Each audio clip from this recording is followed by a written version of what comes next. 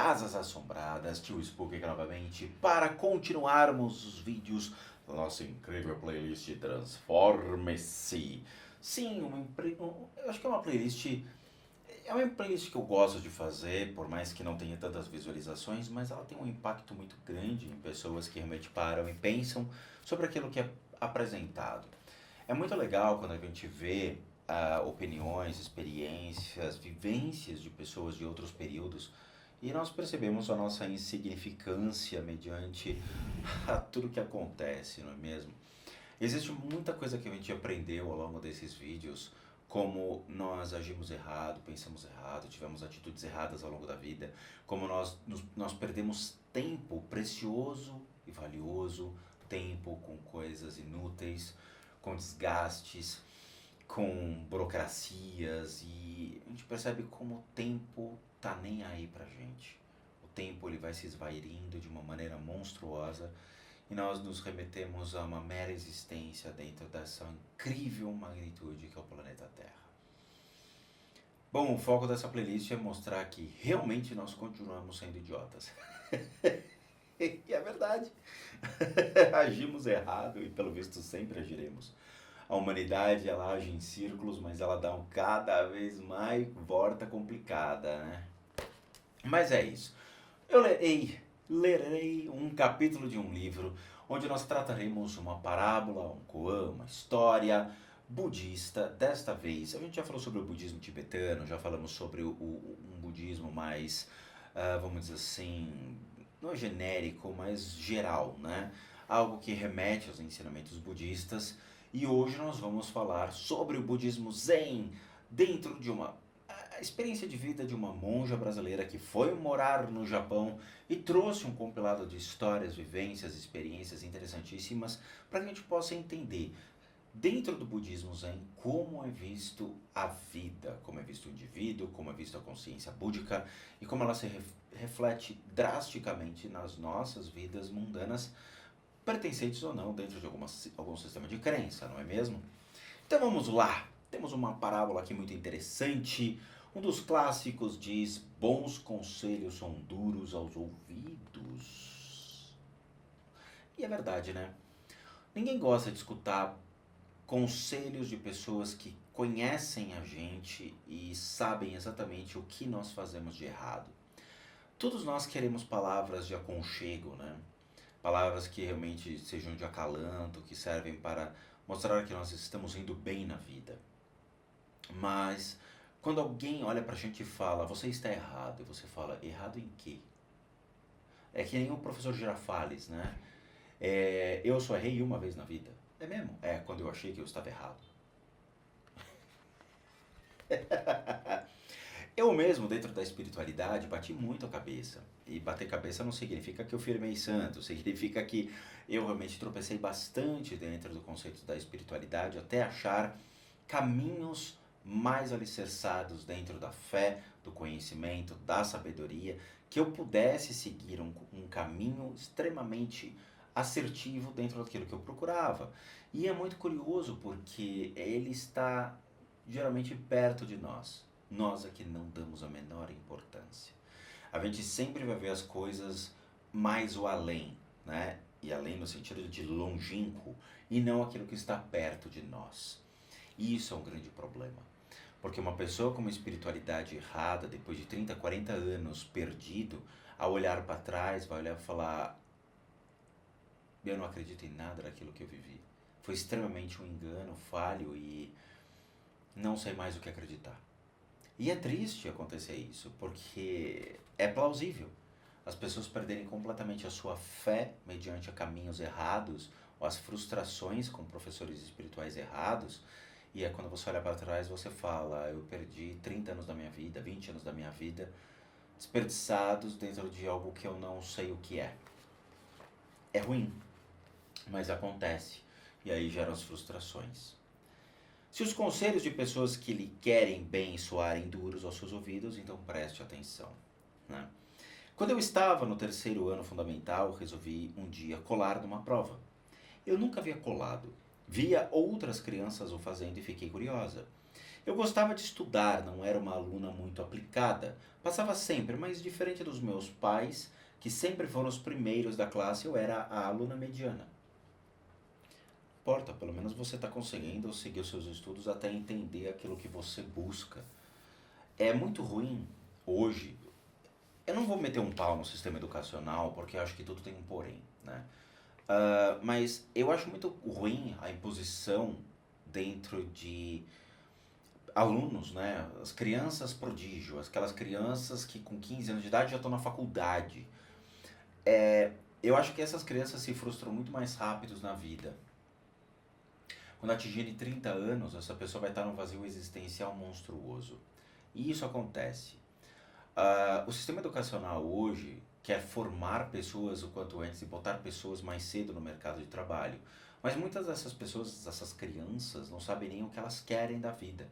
Essas pessoas não sabem nem o porquê elas têm que estudar. O estudo torna-se uma obrigatoriedade para uma criança que não sabe nem o porquê ela está fazendo aquilo. Ela faz por uma obrigação, porque os pais mandam, e não pelo prazer de estudar. É muito complicado, tem muita gente que realmente cai em escolas muito complicadas, né? Eu estudei numa escola que a média para passar era 7, e não 5, mas 7. E aí você tem que estudar, estudar, estudar que nem um condenado, e você não sabe nem o porquê que você está estudando. Não é para você ser uma pessoa melhor, ou ter um conhecimento melhor sobre as coisas, um racional sobre a existência melhor, não é mesmo? As percepções da vida, um entendimento mais lógico sobre as coisas, entender geografia, história, eu tinha educação moral e cívica, mas não, você cria notas para passar de ano e olhe lá, entendeu? Sua disputa não é para ser uma pessoa melhor no futuro, mas vencer o professor ali, dizendo, professor, eu passei, né? Por favor, eu passei. Era divertido estudar, fazer provas para testar minha memória e inteligência, mas também gostava de brincar, andar de bicicleta, ler livros de história ou aqueles que o meu pai apontava na biblioteca da casa dizendo que não eram para nós crianças. Sempre tem um livro que é proibido. Como nunca havia colado, não sabia bem como fazê-lo. Peguei o livro de matéria e o abri embaixo da carteira. Havia uma emoção estranha nisso, um arrepio, né? Burlar o sistema, né? A professora não poderia perceber, assim, eu estava empenhada nesta atividade quando minha melhor amiga, que se sentava na cadeira atrás da minha, levantou a mão e disse, professora, ela está colando! Como sempre, né? Sempre tem um que faz isso. A professora se aproximou de mim e perguntou se era verdade. Eu confirmei, ainda orgulhosa do meu atrevimento. A professora gravou um zero bem grande e bem vermelho na minha prova e escreveu embaixo, por estar colando na prova. Fiquei muito brava com a minha amiga e no ônibus ela me disse, você um dia me agradecerá. Durante anos não confiei em nenhuma outra amizade, mas nunca mais colei na minha vida. Foi um conselho duro, mas que não me deixou enredar pelo caminho da burla e da mentira. Era realmente uma boa amiga. O nome dessa parábola é Bons Conselhos. Colar. Tio Spook, você colava? Eu não conseguia colar. Não, é sério mesmo. E eu vou falar por quê. Por medo. Eu não conseguia colar e eu tinha muito receio de cola ou de ser pego colando, porque eu acho que eu tinha mais medo dos meus pais do que do professor. E eu não sabia como. Eu lembro que na faculdade teve uma cena muito legal, assim, e foi uma prova disso. Literalmente uma prova, né? Onde eu vi duas situações. Uma aconteceu comigo, outra aconteceu com um colega de sala. Era um dia que eu tinha uma prova, eu fiz administração de empresas, uma faculdade de engenharia focada em administração de empresas. E a gente teve aula sobre CLT. E você tinha que saber muita coisa sobre leis trabalhistas. Puta, era uma matéria muito complexa. Leis trabalhistas, direitos e muita coisa relacionada à administração de empresa, desde o funcionário de fábrica até os direitos como funcionário, né? E eram, muitas e muitas e muitas apostilas. Aí uma amiga minha me ligou falando, pô, você vai, leva as apostilas porque eu não estudei. De repente lá na hora a gente consegue fazer um bem bolado. Era no verão, Tava sem brincadeira, assim, tava um dia muito quente, muito ensolarado e eu fui de sobretudo para a faculdade. E todo mundo falava, pô, você não tá com calor, cara? E eu pingando, mas dentro do sobretudo tinha todas as apostilas da matéria. Chegamos lá, eu cheguei num horário, a sala estava praticamente toda tomada no fundo, só tinha lugar na frente. E eu, tipo, onde eu vou sentar? Aí o professor entrou, era um professor de direito, ele olhou pra minha cara e falou, na frente. Ele se ligou. Eu falei, puta, tá bom. Sentei na frente e eu com as apostilas. A minha amiga sentou longe, obviamente viu que não ia conseguir nada ali comigo. A gente ficou numa posição vendida e tal. E o professor foi tirando cada indivíduo que estava colando na parte de trás da sala. E os caras pegaram a CLT, os caras fizeram mini apostilinhas, botava tudo dentro da CLT no livro para tentar abrir o livro na hora, pegar rapidinho a cola e tudo mais, tal. E assim, foram muitas pessoas para fora, o professor não permitia nada. E eu com medo, o meu medo, ele foi tamanho que eu consegui saber até mesmo a página que estava aquele texto. Eu tinha estudado, mas a insegurança era maior, eu não sabia que bicho que eu estava enfrentando. E aí eu não colei. Cheio de apostila, com sobretudo pingando, mas mesmo assim eu fiz a prova e passei na matéria. Mas eu fiquei com medo. E eu lembro que teve uma outra matéria que já era mais complicada também, onde todo mundo chegou, era noite, a gente foi fazer a prova à noite na faculdade. E aí um menino chegou atrasado, sentou no meio e começou a colar. Aí a professora chegou e tal, arrancou a prova da mão dele, olhou e falou, eu avisei no começo da aula, da prova, que não aceitava cola. Ele virou para ela e falou, professora, eu cheguei atrasado, eu não escutei. A professora devolveu a prova para ele. Isso é Buda. Isso sim é Buda. Viu, minha querida monja? A senhora deveria ter falado exatamente isso. Quando alguém pegou e falou, está colando? Você falou, mas eu não sabia que não podia colar. Ninguém avisou. Quem sabe você teria a sua prova de volta. Fica aí a consciência búdica do tio Spook. E isso aconteceu de verdade. E quando ele falou isso, a minha reação foi única. Eu aplaudi. Eu aplaudi. Eu juro. Ali eu encontrei Buda. Mas assim, de novo, a gente tem que estudar, a gente tem que correr atrás. O problema é o timing, o tempo. Cada vez mais a sociedade impõe condições para que jovens entrem no mercado de trabalho. Existem lugares no mundo, por exemplo no Japão, em que os melhores realmente são os mais jovens, porque os caras já têm a capacidade de ser prodígios, já sabem o que querem, eles são os destaques dos primeiros nomes da faculdade, e infelizmente isso gera um nível muito alto de suicídio no Japão entre os jovens por não serem os melhores, não terem o melhor destaque ou não conseguirem os melhores empregos. Essa é a frustração de uma sociedade que impõe condições. Você tem que ser o melhor, tem que ser bom naquilo, tem que ter uma inteligência já formada, tem que ter opiniões já formadas desde os seus 14, 15 anos. Ou seja, cada vez mais as crianças estão nascendo com essa capacidade de gerar informação, processar informação muito mais rápida por causa de uma sociedade.